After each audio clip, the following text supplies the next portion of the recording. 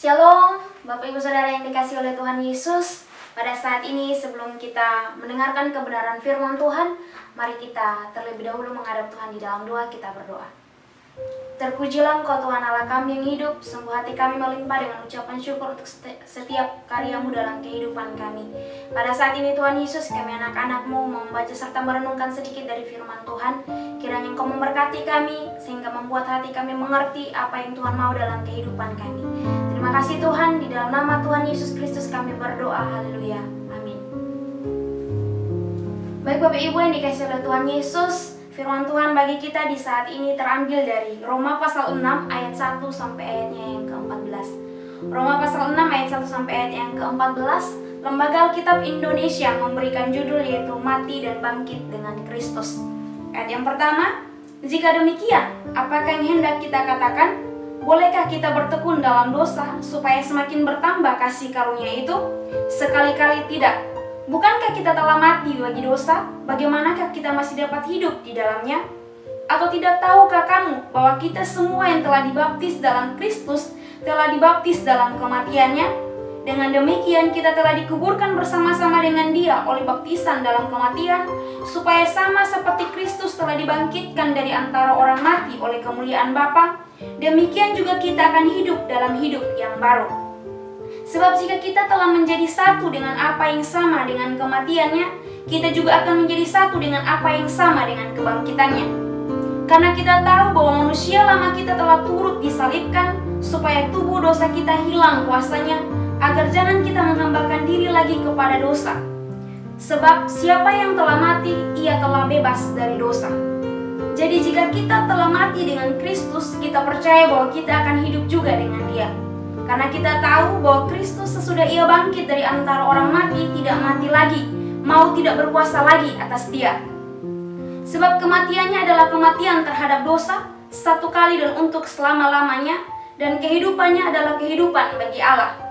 Demikianlah hendaknya kamu memandangnya, bahwa kamu telah mati bagi dosa, tetapi kamu hidup bagi Allah dalam Kristus Yesus. Sebab itu hendaklah dosa jangan berkuasa lagi di dalam tubuhmu yang fana, supaya kamu jangan lagi menuruti keinginannya.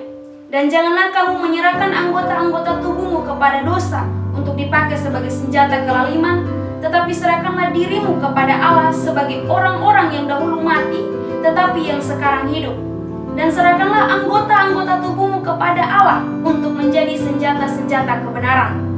Sebab kamu tidak akan dikuasai lagi oleh dosa, karena kamu tidak berada di bawah hukum Taurat, tetapi di bawah kasih karunia. Bapak Ibu Saudara yang dikasihi oleh Tuhan Yesus, sekali lagi saya menyapa kita, Shalom. Tema firman Tuhan yang saya berikan di saat ini yaitu hidup yang baru dalam Kristus. Dari Roma pasal 6 ayat 1 sampai ayat yang ke-14 ini, hidup yang baru dalam Kristus. Bapak Ibu yang dikasihi oleh Tuhan Yesus, mengapa hidup yang baru? Bukan hidup baru dalam Kristus. Ketika ada kata hidup yang baru, karena kalau ada hidup yang baru itu maka pernah ada yang namanya hidup yang lama. Hidup yang lama itu adalah hidup yang sudah berlalu, yang pernah kita jalani hidup itu. Sedangkan hidup yang baru itu adalah hidup yang saat ini kita jalani, tapi tidak menggunakan cara hidup yang lama. Kita benar-benar mengubah cara hidup kita yang lama dengan suatu cara hidup yang baru. Itulah artinya hidup yang baru. Nah, misalnya saya memberikan contoh sedikit, yaitu contohnya seperti ini. Dulu saya adalah orang yang suka makan makanan yang berminyak, makan daging yang berlemak. Kalau masak makanannya itu harus benar-benar terasa asinnya. Karena kalau nggak ada rasa garam, itu seperti rasanya tidak enak. Dan saya orangnya suka sekali minum minuman yang manis-manis. Tapi setelah saya tahu saya mengalami satu sakit seperti itu, saya pergi ke dokter dan dokter memberikan saran kepada saya bagaimana caranya supaya saya bisa sembuh. Supaya saya bisa sembuh yaitu dengan cara saya jangan lagi memakan makanan yang berminyak, jangan makan daging yang berlemak, jangan terlalu makan yang asin, dan saya tidak boleh lagi minum minuman yang terlalu manis, seperti itu. Nah, ketika saya tahu seperti itu, maka saya harus mengikuti saran dari dokter tersebut. Supaya apa? Supaya saya tidak sakit Seperti itu. Supaya saya tidak sakit, saya harus mengikuti saran dari dokter. Nah, Bapak Ibu yang dikasih oleh Tuhan Yesus, begitulah saya benar-benar berubah total cara pola makan saya. Pola makan saya yang dulunya suka seperti itu, akhirnya tidak suka lagi seperti itu. Bahkan tidak menyentuh barang itu lagi. Karena kalau saya sampai makan makanan tersebut, saya sampai minum minuman yang bermanis-manis seperti itu, maka sakit saya akan kambuh. Maka saya harus meninggalkan kebiasaan itu supaya saya bisa sembuh. Itulah artinya hidup baru. Karena kita takut bahwa nanti kalau kita sakit seperti itu. Itulah artinya hidup yang baru. Nah, Bapak Ibu yang menarik dari Roma pasal 6 ayat 1 sampai ayat yang ke-14 ini, di ayat yang pertama itu Paulus itu memulai dengan kalimat yang mengatakan, jika demikian, apakah yang hendak kita katakan? Bolehkah kita bertekun dalam dosa supaya makin bertambah kasih karunia itu? Yang mana Paulus mengemukakan pendapatnya tentang apa yang dia sampaikan di ayat yang di Roma pasal 5 ayat 20 sampai ayat yang ke-21. Itu tentang bagaimana kasih karunia yang menyelamatkan manusia berdosa, sehingga apakah boleh manusia berbuat dosa agar kasih karunia itu makin bertambah. Nah, Paulus menuliskan hal ini karena ada orang-orang yang beranggapan karena sudah dibenarkan oleh Tuhan Yesus Kristus, jadi sudah cukup sampai di situ. Tuhan sudah mati bagi dosa, kita sudah dibenarkan oleh karena kematian Kristus, maka sudah hidup kita yang sudah dibenarkan oleh Kristus ya cukup sampai di situ, sudah tidak ada tindakan selanjutnya.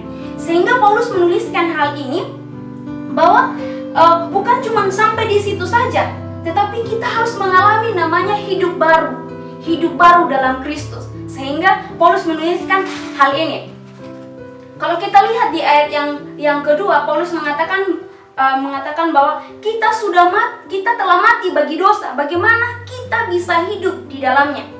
Jika kita melihat Roma pasal 6 ayat 1 sampai 14 ini, Paulus ingin menekankan bagaimana kematian Kristus itu bukan hanya menebus dosa manusia atau menghapus hutang dosa manusia. Bukan hanya sampai di situ, tapi Kristus tidak hanya sekedar mati menebus dosa manusia, menghapus dosa Bapak, Ibu, Saudara, dan saya, tetapi Kristus juga bangkit supaya kita hidup di dalam hidup yang baru. Di ayat yang keempat mengatakan seperti itu. Kalau kita lihat di bagian yang terakhir, di ayat keempat mengatakan di situ, sama seperti Kristus telah dibangkitkan dari antara orang mati oleh kemuliaan Bapa, demikian juga kita akan hidup dalam hidup yang baru. Demikian juga kita akan hidup dalam hidup yang baru. Jadi, kematian dan kebangkitan Kristus bukan hanya menebus dosa kita, bukan hanya menebus dosa Bapak, Ibu, Saudara, dan saya, bukan hanya sekedar di situ, tetapi Dia bangkit, Dia kasih hidup yang baru bagi kita. Seperti apa hidup yang baru yang dimaksudkan oleh Kristus bagi kita? Melalui perenungan kita dari Roma pasal 6 ayat 1 sampai ayat yang ke-14 ini. Yang pertama yaitu tidak menghambakan diri kepada dosa karena kita telah bebas dari dosa, ayat yang ke-6 dan ayat yang ke-7. Tidak menghambakan diri kepada dosa karena kita telah bebas dari dosa.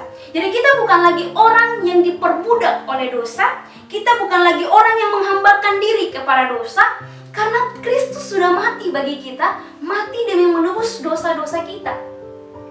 Nah, yang kedua Bapak, Ibu, Saudara yang dikasih oleh Tuhan Yesus, yaitu kematian Kristus itu satu kali untuk selama-lamanya. Di ayat yang ke-10, berarti penebusan yang Kristus berikan kepada manusia, Dia menebus dosa kita, itu cuma sekali dan untuk selama-lamanya. Sampai seterusnya cuma satu kali Tuhan mati, Tuhan menebus dosa kita, menebus hidup kita. Yang ketiga, hidup bagi Allah dalam Kristus Yesus. Di ayatnya yang ke-11, hidup bagi Allah dalam Kristus Yesus. Jadi kita hidup bagi Tuhan. Jadi kita mengalami namanya hidup baru dalam Kristus. Itu berarti kita hidup bagi Dia di dalam Kristus. Jadi kita bukan hidup lagi untuk diri kita sendiri, tetapi kita hidup bagi Allah yang sudah menebus kita, bagi Allah yang sudah mati bagi kita, dan Dia bangkit bagi kita, memberi kita hidup yang baru. Makanya hidup kita yang kita jalani saat ini bukan untuk diri kita sendiri, tetapi untuk Allah, untuk memuliakan Allah melalui hidup kita. Nah, bagaimana caranya kita hidup bagi Allah dalam Kristus Yesus? Kita lihat di ayat yang ke-12 dan ayat yang ke-13. Di ayat yang ke-12 mengatakan bahwa jangan menuruti keinginannya. Keinginannya di sini berarti keinginan hawa nafsu kita, dosa kita, hawa nafsu dosa kita, daging kita. Dan yang kedua yaitu jangan menyerahkan anggota tubuh kita kepada dosa. Artinya artinya jangan menyerahkan lagi diri kita atau hidup kita yang sudah Tuhan tebus ini kepada dosa. Maka dengan begitu, kalau kita masih melakukan hal itu, maka pengorbanan Kristus bagi kita itu, kematian Kristus, kebangkitan Kristus bagi kita itu tidak ada artinya. Kalau kita masih melakukan hal itu, kita masih diperbudak dengan dosa. Bapak Ibu, dari apa yang telah saya sampaikan tadi, maka kesimpulannya bagi kita yaitu yang pertama, hidup yang baru dalam Kristus itu bukan hidup yang tiba-tiba berubah jadi Power Rangers. Tahu ya Power Rangers? Ketika mereka ingin berubah jadi Power Rangers, dari manusia jadi Power Rangers, mereka pasti berubah Power Rangers seperti itu. Nah, hidup itu bukan sebentar jadi manusia, sebentar jadi Power Rangers seenaknya seperti itu. Mungkin ada sesuatu yang apa ya, Power Rangers berubah seperti itu, dan setelah itu berubah lagi jadi manusia. Tidak. Hidup yang baru di dalam Kristus itu bukan hidup seperti Power Rangers, maunya kita ketika kita mau berubah seperti itu. Tidak seperti itu, karena ketika Kristus mati, Dia bangkit, kita wajib hidup di dalam Dia, karena Dia menebus dosa kita. Penebusan Kristus itu bukan penebusan yang apa ya, kalau kita mau bilang penebusan yang biasa saja seperti yang dilakukan oleh orang lain bagi kita seperti itu. Nah, yang kedua, Bapak Ibu Saudara yang dikasihi oleh Tuhan Yesus, hidup yang baru dalam Kristus itu siap meninggalkan segala kebiasaan lama kita, kebiasaan yang mungkin susah untuk kita lepaskan, dan itu menjadi kesenangan bagi kita. Tapi itu tidak memberi hidup yang kekal untuk kita, malah itu memperbudak kita menjadi berhala dalam hidup kita. Karena itu, ketika kita hidup baru dalam Kristus, itu kita benar-benar siap meninggalkan segala kebiasaan lama kita. Jadi kalau ada orang yang mengatakan seperti ini, saya sudah hidup di dalam Kristus, saya sudah mengenal Tuhan, saya bersyukur dan segala macam, tetapi ketika kita melihat kenyataan hidupnya, dia belum bisa melepaskan kebiasaan-kebiasaan lamanya.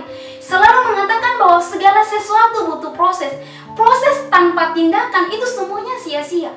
Kalau kita bilang, saya harus butuh proses untuk saya bisa berubah. Iya, butuh proses, tapi proses itu disertai dari tindakan hidup kita, tindakan nyata hidup kita. Tapi kita bilang proses, tapi kita masih hidup dalam kebiasaan lama kita. Maka sebenarnya apa sih arti kematian dan kebangkitan Kristus bagi kita? Semuanya itu jadi sia-sia. Semua kebangkitan Kristus itu seperti seolah-olah itu seperti permainan dan kita anggap remeh semuanya. Bapak Saudara dikasih oleh Tuhan Yesus, Kristus itu Tuhan Yesus itu bagaimana ya? Dia demi menebus kehidupan kita yang najis, kita yang gak layak, kita yang sebenarnya harus binasa, tetapi akhirnya Dia menyelamatkan kehidupan kita. Dia yang adalah Tuhan dan Dia harus datang ke dalam dunia menggantikan hukuman dosa kita. Ketika Dia ada di dalam dunia, ketika Dia harus menebus dosa kita, Dia harus mati di atas kayu salib, Dia mengalami namanya penyiksaan. Dia bukan hanya mengalami penyiksaan secara fisik, tetapi secara psikis juga Dia alami, secara mental juga Dia alami hal itu.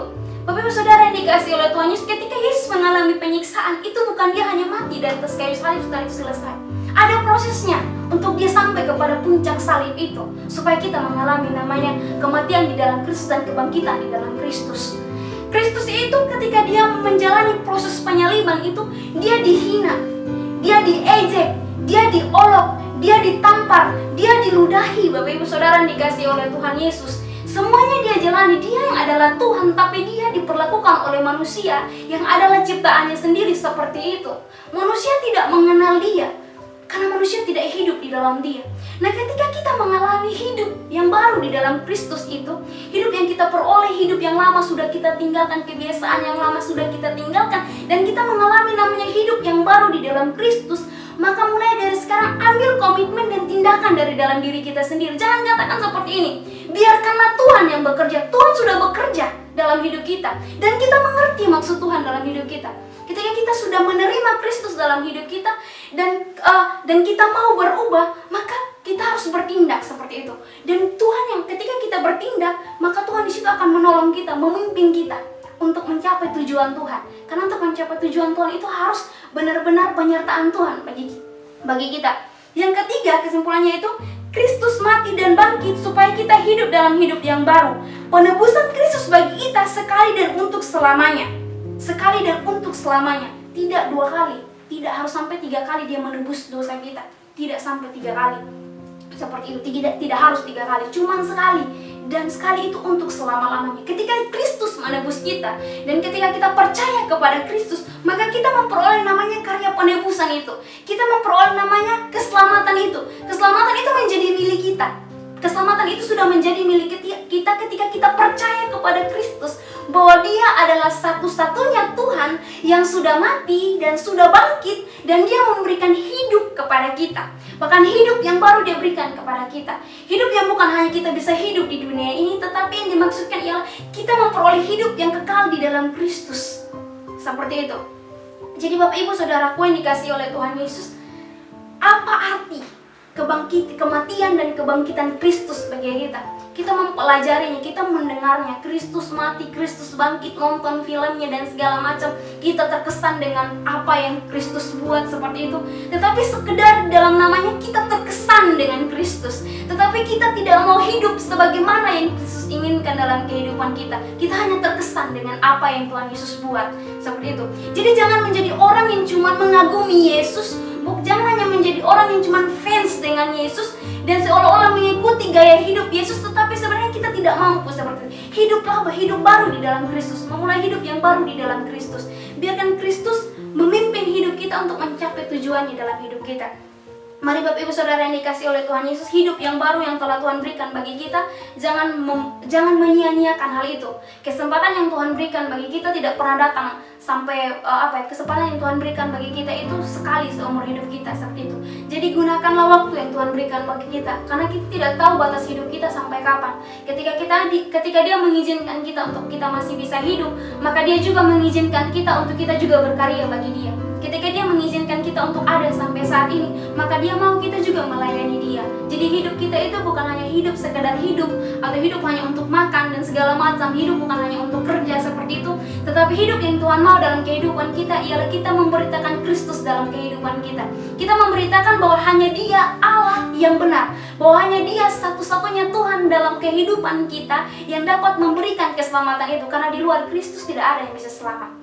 Ya Bapak Ibu Saudara yang dikasihi oleh Tuhan Yesus, pegang kehidupan atau iman percaya kita kepada Kristus. Hidup yang baru yang telah Tuhan Yesus berikan kepada kita, mari kita pakai itu untuk memuliakan Kristus melalui sikap hidup kita. Amin. Untuk kebenaran firman Tuhan, mari kita berdoa. Terpujilah Engkau Tuhan Allah kami yang hidup, sungguh hati kami melimpah dengan ucapan syukur. Terima kasih untuk firman Tuhan yang datang menegur kami pada saat ini. Biarlah firman-Mu menjadi bagian dalam kehidupan kami dan ajari kami untuk semakin mengerti siapa Engkau dalam kehidupan kami. Dan biarlah iman kami terus bertumbuh di dalam percaya kepada Kristus, bahwa hanya Engkau Allah satu-satunya dalam kehidupan kami, bahkan di dalam dunia ini yang mampu menyelamatkan manusia. Terima kasih Tuhan Yesus, di dalam nama Tuhan Yesus kami berdoa. Amin.